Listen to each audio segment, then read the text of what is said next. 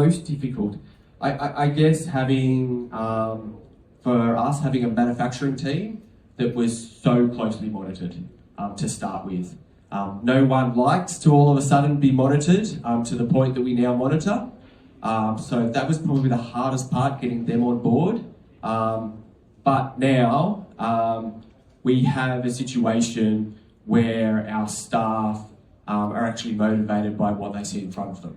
And that's totally turned around. So it's been a really good aspect, but it probably was the most difficult to start with.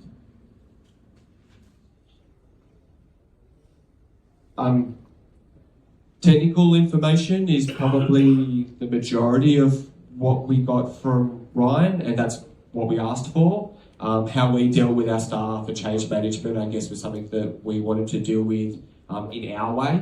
But there was definitely, I guess, direction on the most appropriate way to show our staff how to use the program, as well as the technical side of things.